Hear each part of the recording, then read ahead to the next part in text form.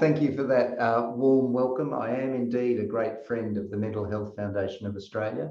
I think you do great work as a voluntary organisation, and I'm very happy to chip in my bits of expertise where they're relevant. I'm hoping that you can all see my screen. I think you can. I checked that with Jim and Nithya before. And so this is the topic of today: building resilience and positive well-being in challenging times. Oh, I see that. No, I see that. Thank you very much. Sarah has just said that she can see me and my slides. Perfect. Thanks, Sarah. Point one. There's so much to talk about here. Point one. Today, we're going to be focusing on things that pretty much people can do themselves to improve their own well-being and resilience, right? So we're focusing very much on what we in mental health sometimes call self-management. But the first point I wanted to start with was, of course, at various times, we all are not coping so well. And I just wanted to reiterate that because I'm emphasizing today things you can do for yourself, doesn't mean that there aren't times in everyone's lives when they need help. And so I call that "you're not alone." And so I just want to remind people that if you're living in Australia, and I presume everyone on this call is, we're actually pretty lucky. There's strengths and weaknesses to our mental health system, but it's pretty luxurious for someone like me in a public setting like this to be able to say everyone can access some sort of support for their mental health. So if you find that your emotions and thoughts are so significant that they're interfering with your life in a negative way at the moment, why not get some support for that? And in Australia, the way you get support, the most obvious way is to go to your GP, who is trained and qualified and has the interpersonal skills to help you understand what might be going on for you in the first instance, and in many cases then refer you on for some sort of additional help. If you find it hard to physically get to your GP, then telehealth is being used by GPs more and more, but there are also phone-based services at that link, the Beyond Blue link. And responding to Tammy, yes, I will make sure that these slides are shared with everyone so you don't have to write anything down today, including that link. So in Australia, we are very well resourced in terms of access to someone to speak to if you have a mental health issue that's weighing on you, but also we have good quality online materials so you can explore yourself. So, you know, one of the things about the internet, of course, is there's a whole lot of rubbish on there, and you can get yourself down a rabbit hole of, you know, poor quality information. But the government decided a long time ago they wanted to improve that. So there are a couple of major websites built by the government to be high quality information. So if you don't know whether you want help or not, or what sort of help you might want, then I would recommend you go to the Beyond Blue website in the first instance. So you can just literally wander around there on the website and you will be presented with good quality information to understand common and less common mental health challenges, and also material about what we're talking about today, about building resilience and positive well-being. So as a way of just putting your toe in the water and exploring what's available there. And another site that I strongly recommend if you want to explore, do I want to get some help? What sort of help would it be? How does that work? How do I pay for it? All those sorts of things are well captured on the Health Direct website, federal government website, explaining how people get help in Australia for mental health disorders. So really, I'm just encouraging you, firstly, to think, if some particular mental health issue is really getting on top of me at the moment, then quite likely you can't find your way out of that yourself. right? So in that particular circumstance, that's when we would encourage you to seek help. And help is really quite readily available in Australia, though I know we have some significant limitations in our system as well. But broadly speaking, you can get an appointment with your GP, you can find good quality information on the web, and I encourage you to do it. And of course, just one final point, you know, this topic of mental health is such a broad landscape, isn't it? There's so many different features in this landscape. I do want to mention one particular feature, and that is, of course, at certain times, mental health issues are time sensitive. They're emergencies or crises. Of course, the vast majority of mental health issues are not like that, and people live with mental disorders and mental illness all their lives. These are ongoing issues, right? But at certain times, for certain people, mental health issues are time sensitive. They are emergencies or crises, and we need to act. And that's very different from making an appointment with your GP. If you're feeling suicidal, or you feel that yourself or someone else is at risk of harm, that's when you use 000, the emergency services, or one of the suicide helplines like Lifeline. They are emergency services, and they play a very particular role in the mental health landscape. And I encourage people to do to utilise them if necessary, right? Some of these things we can't solve ourselves. Sean Wong has just asked a question on the chat. I'll try not to be too distracted by questions on the chat, but Sean's just asked this interesting question. Are there any mental health fitness programs, which is more the topic of today's discussion? There are many, Sean, not typically offered. Well, you can't access them through Medicare, for example, by seeing a psychologist. Though, if you do, say, end up using Medicare as the way you access mental health services in Australia and end up with a psychologist, the psychologist will in fact be working with you on your mental health, but also your mental fitness. Psychologists pride themselves on working both sides of the fence, as it were. But there are many, and I'm going to give you my email address at the end of this talk.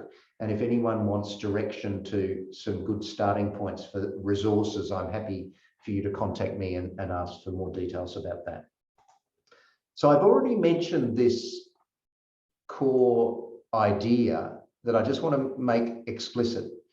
When we think about mental health, and when I'm talking to the general public about mental health, I'm very conscious of the fact that it means so many different things that, you know, we can really be talking at cross purposes, even though we're all using the same phrase, mental health.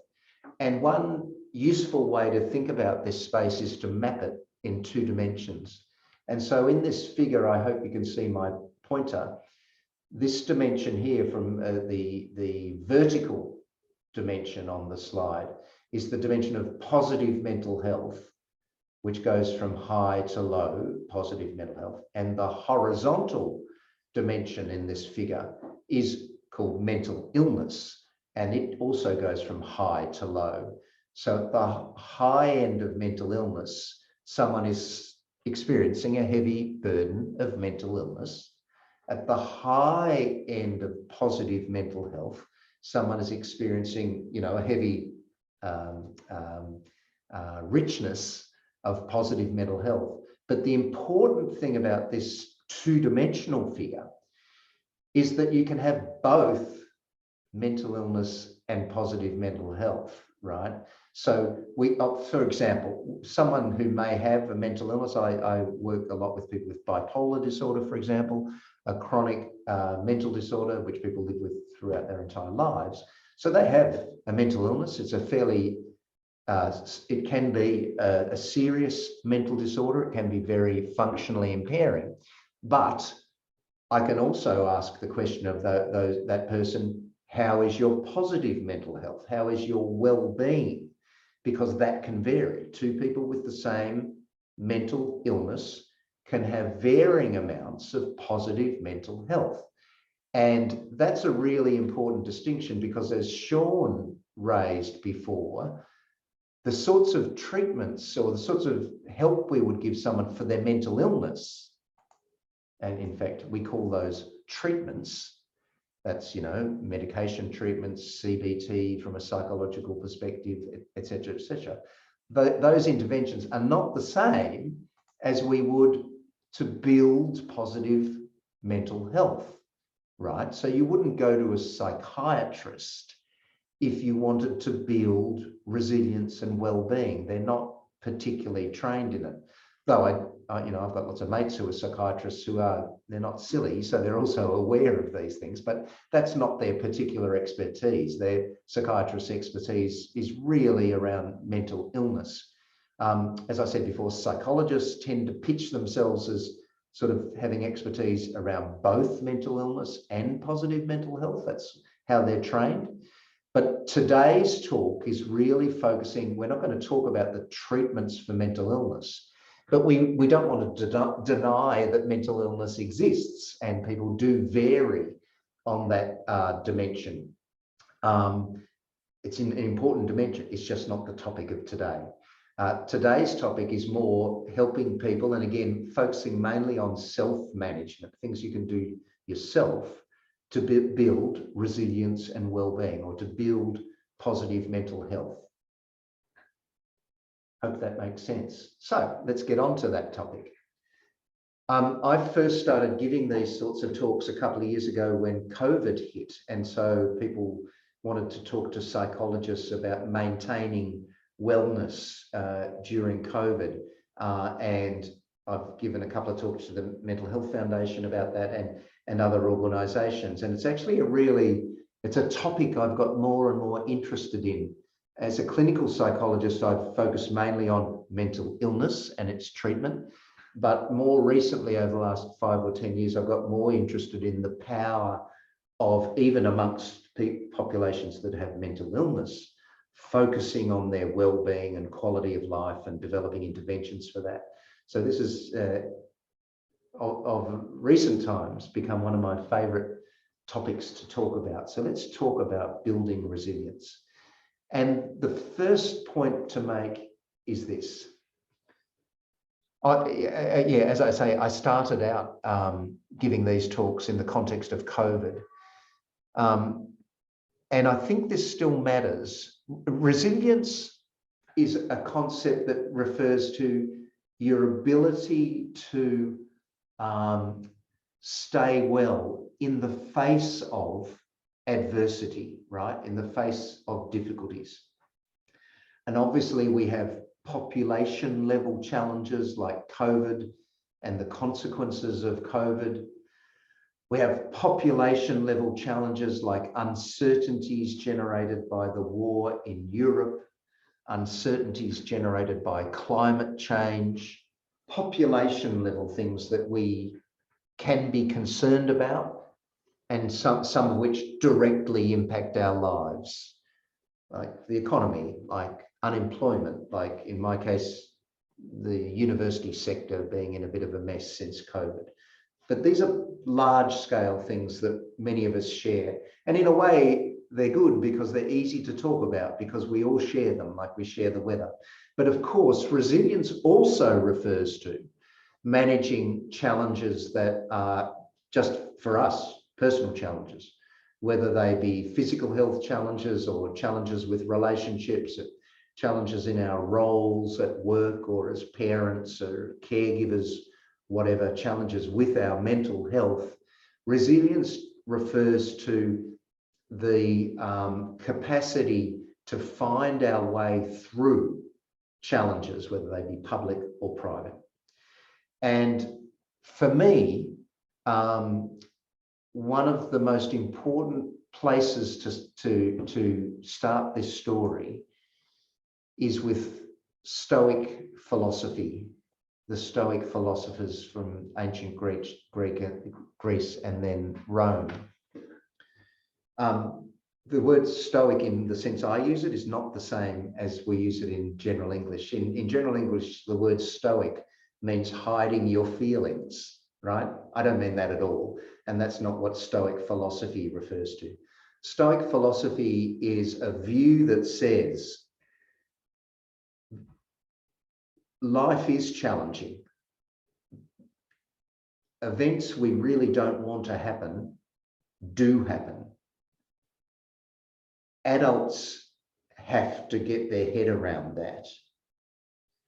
Adults have to give, and I'm assuming I'm talking to adults, adults have to give up on the childish ideas like everything's all right and happy ever after, which are in fact fairy stories. There's no such thing. We tell our children these things, don't we? Because we want to protect them from the complexity of the world. And, you know, in a happy, secure family home, on balance, yeah, maybe for a small child, it does make sense to act as if everything can be all right, or things actually do work out well for everybody. But as we get older, we discover that's not the case. The Stoics tell us that accepting that life is full of difficulties is in fact a really good starting point to building resilience. It's a way of coping when seriously bad things happen, but it's also a way of keeping things in perspective when, you know, the minor hassles of life are also flying around us. This is what it is to be a person. And one of my, and there's lots of really beautifully written stuff from the Stoics about this. Seneca, this particular philosopher, is very easy to read. And I encourage you to have a look at anything he's written. It's really, you know, we call them philosophers, but it's really very simple language and interesting. And one of his quotes that I really like is sort of underlining that for adults, we should actually pride ourselves on our ability to manage challenges. As he says, anyone can pilot a ship on a calm sea. That's not piloting. Piloting a ship is when the storm is there. That's when we demonstrate the resilience we've built up over the years. And I really like that metaphor myself. I like the idea that we can build a sort of a metaphor, a bit like muscles. You can build up your resilience muscles, and you don't get to demonstrate that actually until life gets a bit difficult, and that's when you'll be able to demonstrate it. I don't know if pride's the right word, but something about acceptance that that's a very human experience, and noticing in yourself over time that perhaps things that would have thrown you off in the past, you've now developed a new coping strategy or a new technique. Hopefully today we introduce you to some things that mean next time a similar challenge happens to you, you get through it better than you did last time. And I think that's a very adult observation to make. One of the other things that we learn from Stoicism, but also the modern psychotherapies, when things are difficult, becoming passive, you know, seeing yourself as a victim of those things is generally not a good idea. That doesn't mean denying that they've happened. That doesn't mean denying that it's not what you wanted. That doesn't mean denying that you have feelings about this challenge. You might be feeling distressed or anxious or sad or despairing. It's not about denying that. It's about your choices about what you do in the face of that. And so one of the things we know from psychological therapies is, yes, it is very important to accept and acknowledge the emotional response that we have when life doesn't work out the way we want. But step two is, what do you choose to do in relation to that? And for a lot of us, not always, and it depends on context a bit, but for a lot of us, withdrawing into our emotions is probably not a good strategy. Being surrounded by the emotions is probably not a good strategy. Even in the context of grief, for example, which is a serious loss, which does demand emotional adjustment, right? That's the work required by grief. That's the action that we most of us sort of feel intuitively we need to take, is emotional work. Again, for many of us, doing that on your own is not necessarily a good idea. Making sure that there are people who know you are going through that process, and maybe even putting a counsellor into the mix if that's something that works for you. Not withdrawing into yourself with those emotions is, for most people, not always, some people that's how they grieve, that's fine, but just little flag that for most people, not being alone with that process is a good piece of advice. But so that's a particular challenge of grief where emotional work needs to be done. But in terms of other challenges like COVID, for example, like underemployment or unemployment, or dealing with anxiety about a member of the family that's got COVID. Let's just use those public examples. One of the things we know that seems to activate optimism and resilience in people is that they stay active. They find things that they can do. They can be intentional. They can be deliberate, even when a lot of things are not in their control. And the key point here is, I think sometimes us humans, me included, of course, when there are big things that are out of our control, we make this mistake of thinking, oh, until that big thing's fixed, there's nothing I can do. And psychology and Stoicism tells us that's actually not a great strategy. Better to find the things you can take control of, and your domain of influence. What can you look after? Even though ultimately, we all wish this pandemic would go away, but wishing the pandemic would go away is not as efficient in terms of a resilient response as finding the things you can do moment to moment, day to day, that address your own well-being. And in fact, I just make this little point that my neuroscience colleagues tell us that actually is how humans are designed to function. The brain actually operates all the time. This is how the brain is designed to work. It makes predictions about the world. It's not like a passive thing. It makes predictions about the world and actions that make sense based on those predictions. Given this action makes sense. It's an action generating machine based on predictions, and it deals with inaccurate predictions when they come up, right? So if, for example, the classic example they give from evolutionary psychology is if the caveman, which is when we learned most of our functioning, if the caveman sees one deer and predicts that this means there's going to be a whole lot of deer coming over the next few days, the actions flow from that is he organizes his mates and gets his spears sharpened, and his wife and his kids, and everyone gets ready for the big deer hunt. That's standard practice for the human coping system. We make predictions, make actions on the basis of them. And if we're wrong, we adjust. But it's always done on the front foot. It's always done predictively rather than reactively.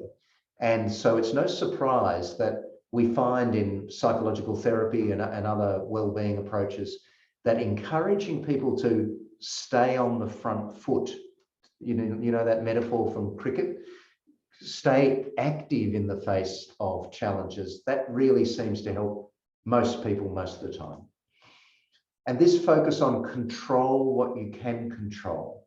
And in fact, this led to something that we spoke a lot about during COVID. I'm sure you heard this. was the idea that a lot of people worked out after a while that it was very bad for them to keep checking in with the statistics about COVID. And that's because we're just passive in the face of those statistics. And in fact, we're being invited into a discussion that's really, to a large extent, none of our business. You know, in society, we have epidemiologists. It's their job to keep track of COVID. It's the health department's job to make decisions about masks and hospitals and preparing hospitals for the, you know, the COVID peak, et cetera, et cetera. But one of the downsides of the information age in which we live is if you were a bit anxious about COVID, you could spend 24 hours a day participating, as it were, in discussions which you have no expertise in, about epidemiology, about viruses, and et cetera, which a lot of people found just made them more anxious. And there are a couple of reasons for that. They're being continually reminded of something they have no control over, but they're also wandering around in a space which discourages them from thinking about things they can do, things they have expertise on, which is local knowledge about themselves and their preferences and what works for them. You know, Dan Andrews, the Victorian Premier, in his daily talks about COVID, never said to me, "Hey, Greg, it's really good for you to go and ride your bike," because he doesn't know that, but I know that. See what I mean? Local knowledge, as opposed to staying in contact with information that really doesn't prompt any action from us. And I actually think one of the consequences of COVID is very beneficial. I don't know whether you've all noticed this, but I think COVID and those changes that have kept happening to all of us have led many people to discover that they're more flexible than they thought they were. So, you know, I've heard lots of people say, "Oh, we're planning to, you know, do this over summer or over Easter, or planning to do the kid's birthday next week." We'll see. There's a sort of flexibility that people have won. Okay, this is the first little break in my talk. Has anyone got any comments or questions that they would like to make? Or questions they'd like to raise? Either verbally or in the text. No worries if you don't, that's absolutely fine.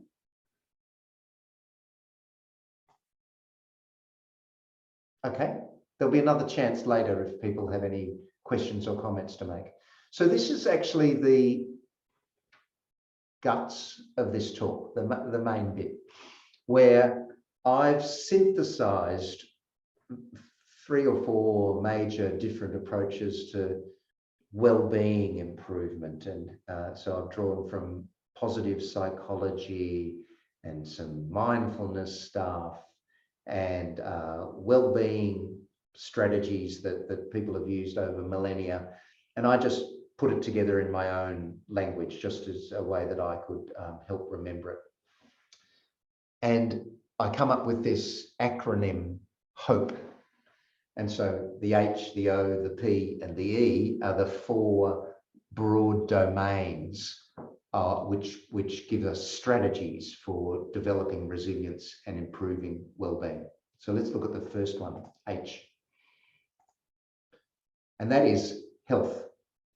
So we're talking here about physical health primarily, but also mental health, though, without verging into treatments for mental illness, as we discussed before. So this is about self-management.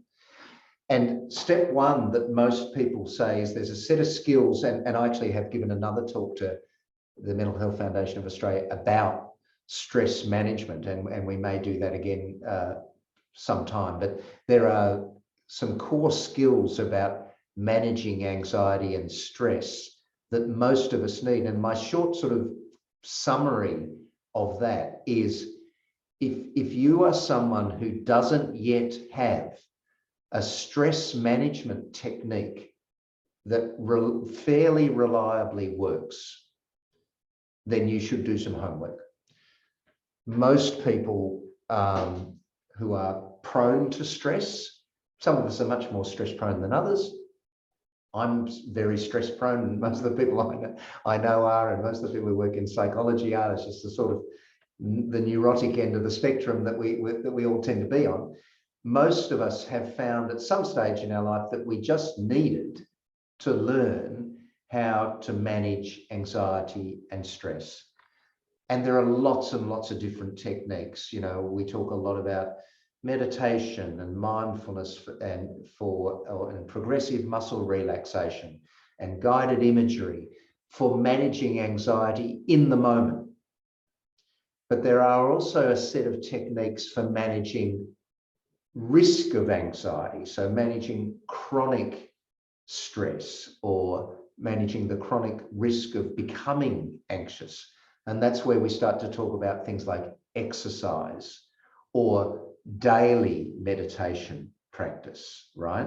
Things that happen pretty much every day or happen multiple times a week to decrease your background stress levels.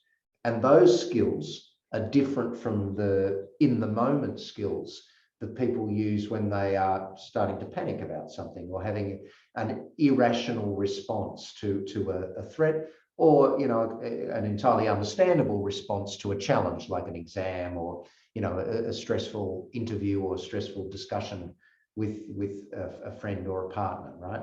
Managing anxiety in the moment, different set of skills to managing chronic stress or the risk of anxiety through daily or regular activities. And as I say, my tip is, if you don't have a skill in at least one of those areas, but preferably both, you should find one, because there will be one that works for you.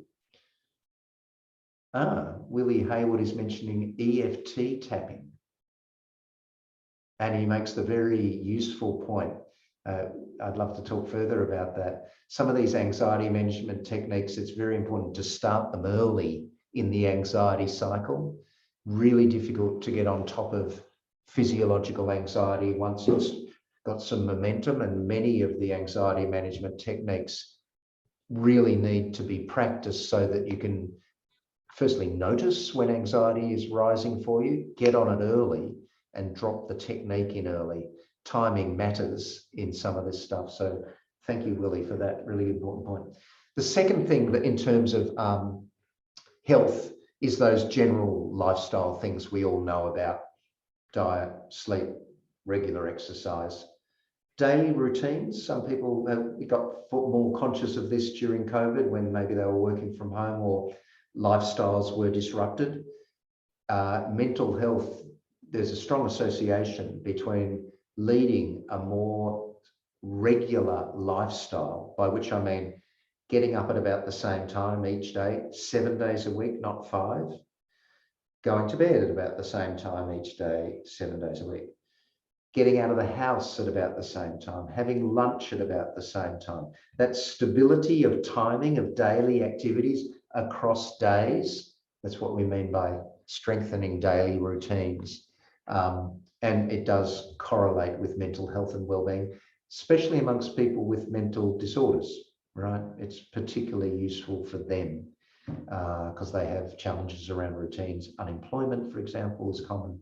And so actively building in routines can be particularly useful for people with chronic mental illnesses. And then the final point I wanted to make about this is just that, particularly over the last couple of years, some of us have some bad habits around stress management and well-being. And so we may, for example, during COVID, have started to drink more than we should. We may have started to use food as a coping strategy. And we may have started to use, what's the best word to describe it? Sort of avoidance as a way of dealing with life's pressures. And by avoidance, I mean activities like binging on streaming services many hours a day. That's fine as an active relaxation strategy, but there's a difference between using something like watching your favorite Netflix series as an active relaxation strategy because you know you enjoy it and it will, give you pleasure and help you stay calm. The difference between that and kind of mindlessly continuing to do that because it's a way of taking your mind off other things that you actually probably would benefit from paying some attention to. So just be aware of that distinction. The same action, when chosen deliberately for relaxation and pleasure, has a different meaning than the same action when it's being used to not think about something or not address a problem. So that's an example of a bad habit, or unproductive habit is a better way of phrasing it. An unproductive habit, like drinking too much. Perhaps some people sleep too much. These things might need a bit of a readjustment, and so doing a sort of an audit of some of your health-related behaviours. Obviously not in a punitive way with all these things. It's a real risk with this slide. We really don't want to say, eat healthy, get good a night's sleep, don't drink too much, because the risk is, of course, we activate in people a sort of very self-critical thing. I know I should do that. If only I exercise more, I'd be happier. And Greg said you should exercise more. He exercised. He said he rode his bike. You can pick on yourself, and that's the last thing we want. These are suggestions, and if you want to make changes in these areas, it is very important to make changes in a self-compassionate way. Think about how you would try and encourage someone else to make these sorts of changes. You wouldn't be yelling at them and waving the finger. You'd be saying, oh yeah, good idea. How can I help? What would help you? What's your plan? What can I do to help? Good on you. That started out good, didn't end up the way you wanted. How can we tweak that? You know what I mean? That's how you'd talk if you were talking to a friend. And we want to encourage that sort of way of thinking about this when you think about yourself. Staying open to experience, staying open to what's actually going on in your environment. We sometimes call this mindfulness, and many people on this call will have been exposed to mindfulness in one way or another. But it's the reason lots of people have been exposed to it is it's a really important skill, the skill of, or I actually call it when I'm talking to clients, I call it the power of being present, the power of being in the present moment, particularly if we're bringing our attention to things we like. What do I like as I glance around my office? Well, I tell you, I like the fact that there's a nice view over Hawthorne out that window. I like the fact there's circles on this veranda. This is a little design feature that the architect put in. You know what I mean? Things that are of interest to you and catch your curiosity. Staying in the present moment, particularly with a curiosity, with an openness around things that you find interesting, meaningful, pleasant, beautiful. That's a mindset which we actually have quite a bit of evidence builds well-being. And the more we do it, it starts to also build resilience. It becomes part of our resilience armory, is confidence that you can find in most moments in life something to enjoy, something that is not, well, at least not unpleasant. Let me give you an example from my own life.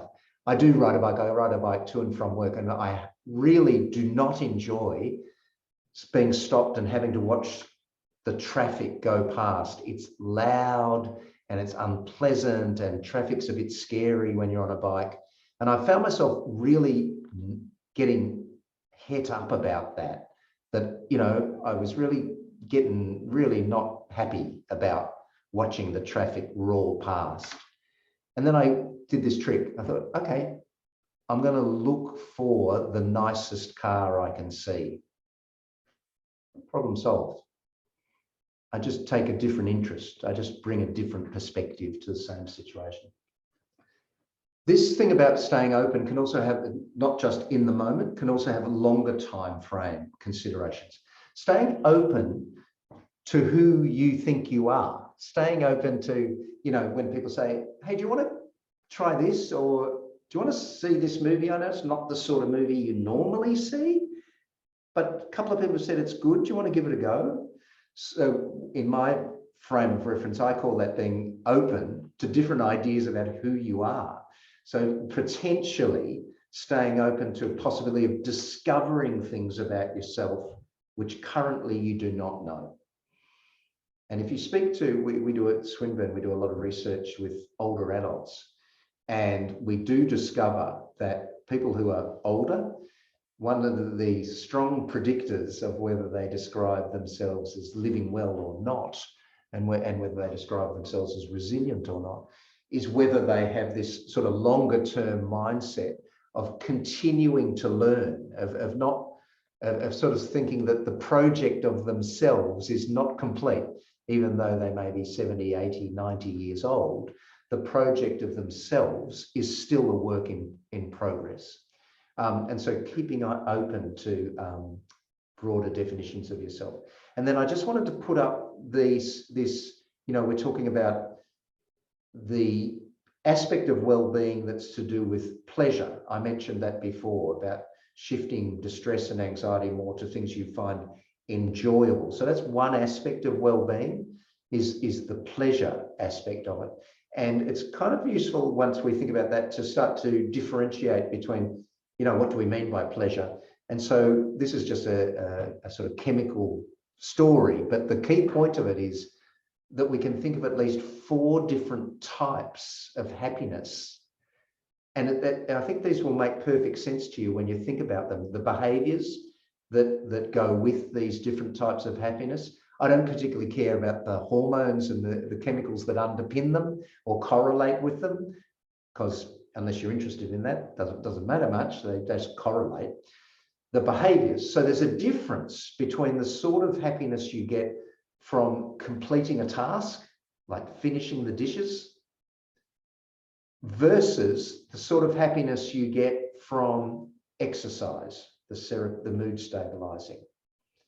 So a different type of happiness, versus what they call the oxytocin type of happiness, which is associated with feelings of compassion and connectedness.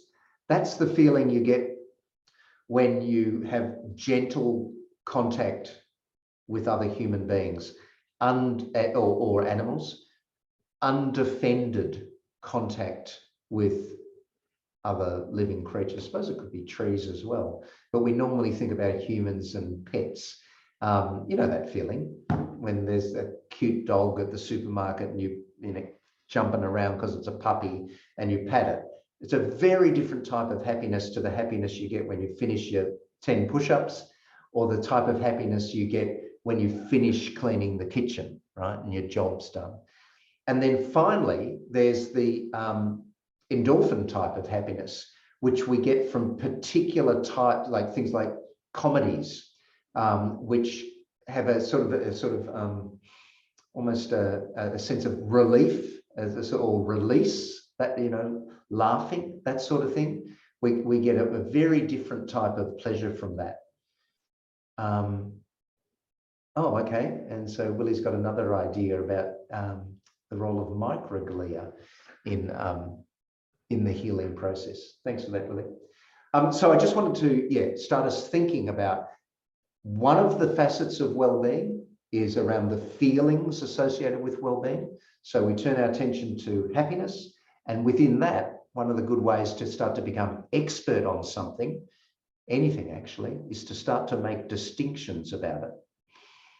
And it's useful to realize that there are at least 4 different types of happiness that we could pursue. And our old mate Lunig has some good examples of that as well. Like the type of happiness which is blended with a mysterious sadness. Lunig is a poet. Then the third major well-being and resilience developing area is to do with our relationships with people. And there's a couple of insights that I want to make sure everyone knows. Relationships can be worked at and can be improved.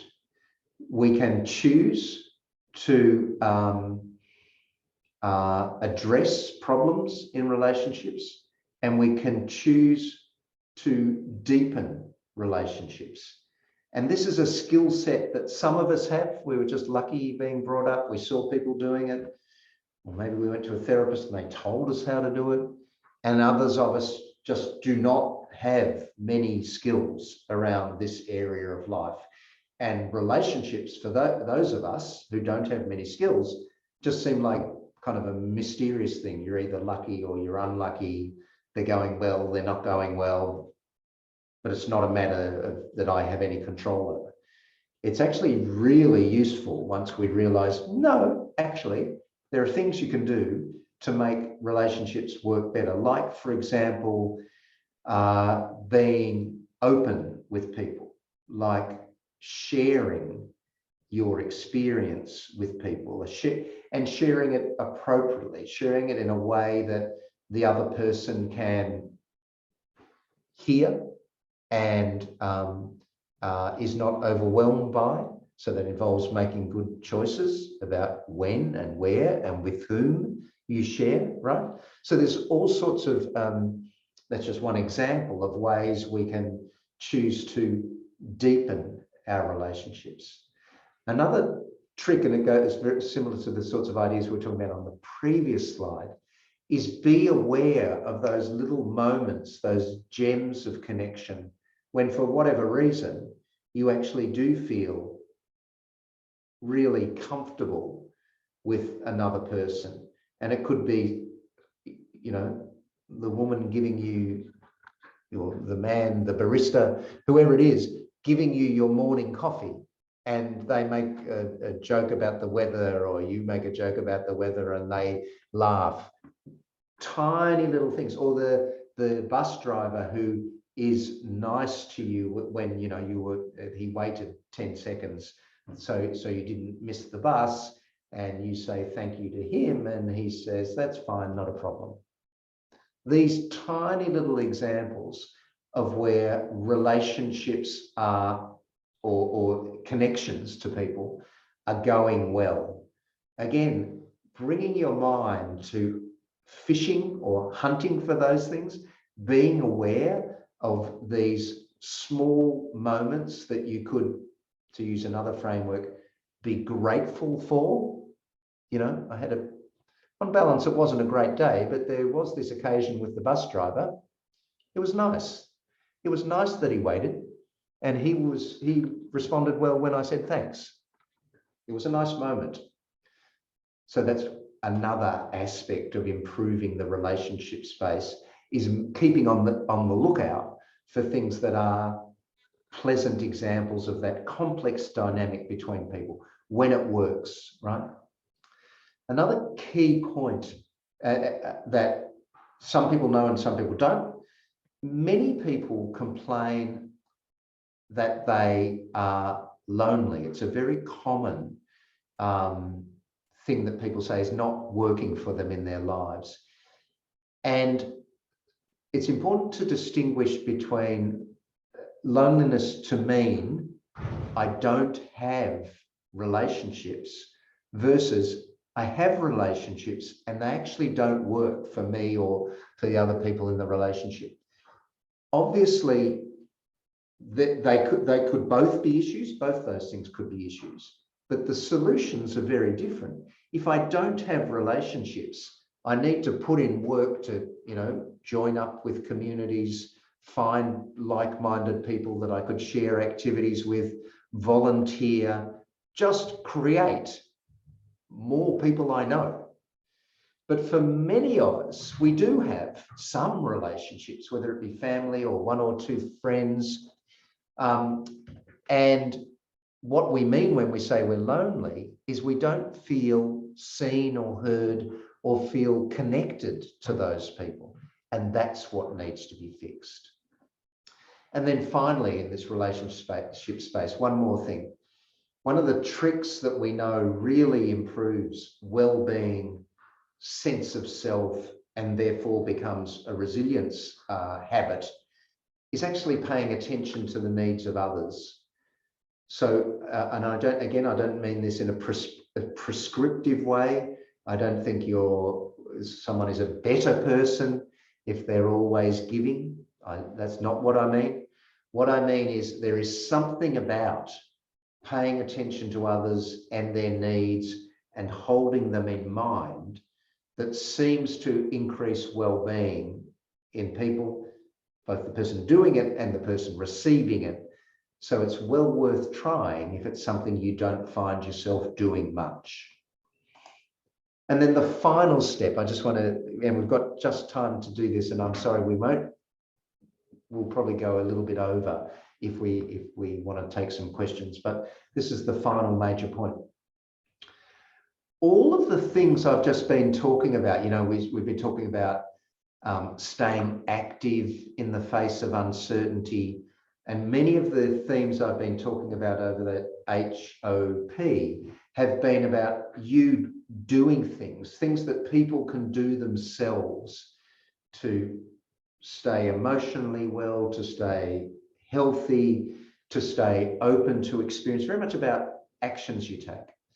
And it's kind of easy to say these actions are good actions to take, but that doesn't necessarily mean we'll do them. We all know that things that are in our own best interest doesn't necessarily mean we're going to do them, because we have bad habits, we have long-standing habits that are in place that need to be shifted. One of the things that is a really important overarching strategy for building more wellness in your life, and some of you will have heard of this, it's an idea from acceptance and commitment therapy, one of the evidence-based psychological therapies, which says step one in making your life more like you want it to be is to work out what matters to you, work out what your values are. And I don't know about you, but me and I think people of my generation were not encouraged to ever reflect on what matters to us, what our values are. And it's something that I've learned later in life in terms of working out priorities and, how should I decide whether I do this or do that? Well, take a step back and ask the question, well, what matters most to me? And this is just my favorite therapeutic strategy for helping people work out what their values are.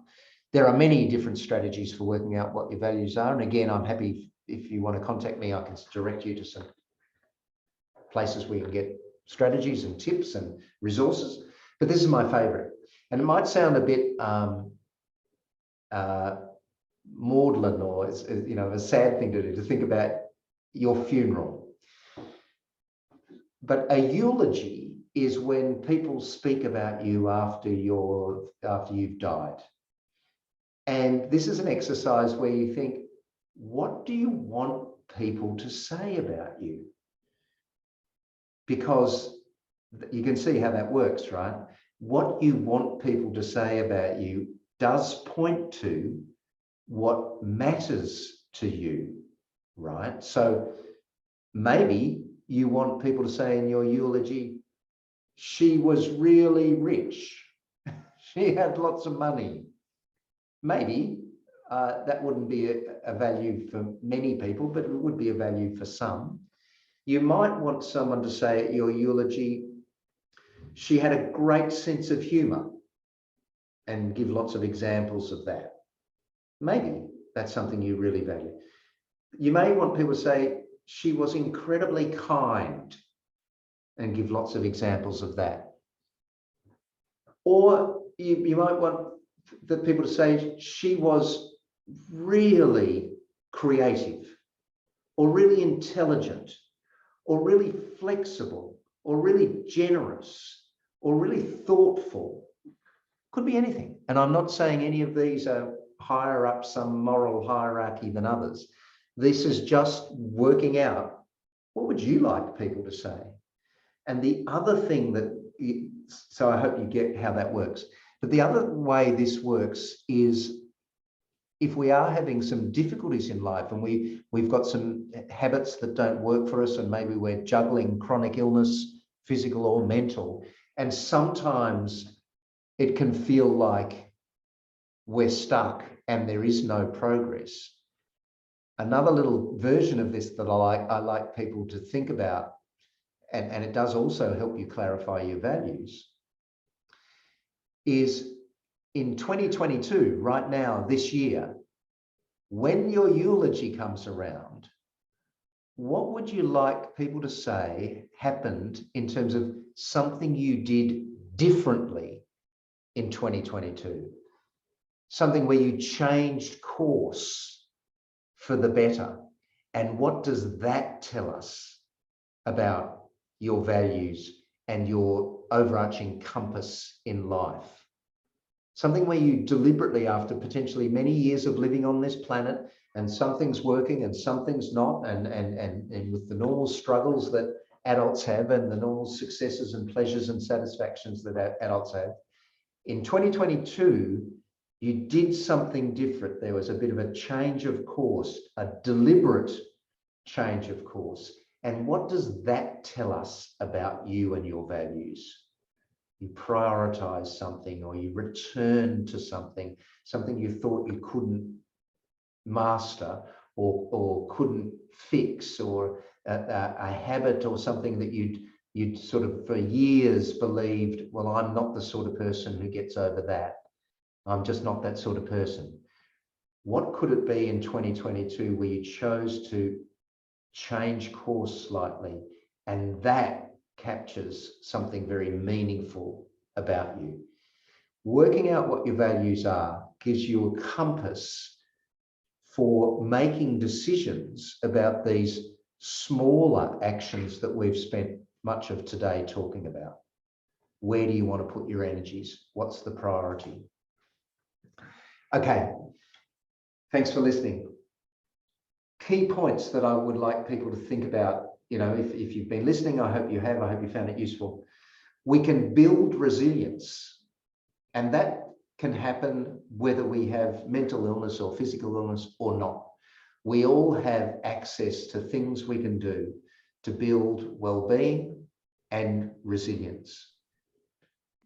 One of the things we've benefited over the last very difficult couple of years is we've all sort of learned that even in the context of uncertainty, there are things we can do which are about managing within our sphere of influence, making choices about what we can control, which is a really important life lesson anyway, but I think a lot of us have just had that life lesson over the last couple of years. And as I say, I just have this acronym, the HOPE acronym, to remind you of 4 broad areas and associated strategies for improving your well-being. And improving well-being is, one of the consequences of that is improved resilience, but the skill of improving your well-being is in fact a core skill of resilience. And then, so obviously I've been speaking in very general terms, right? The question is, how do you apply this? Hopefully I've kind of inspired you with some ideas. You think, yeah, that could work. The question is, the devil's in the detail. How do I work out how to apply that in my life? And I think it's really important. If anything I said to you today rings bells and you think that could be useful for me, how am I going to pursue it? And here's some suggestions. It could be you get together with an old friend and have a chat about this webinar you went to and some of the ideas that came out. Or you contact me on that email address and I'll direct you to some more reading. Or maybe even get a professional to help you go through this exploration. This is one of the things where being connected with other people can really help start to shift the dial and open doors to trialing new things.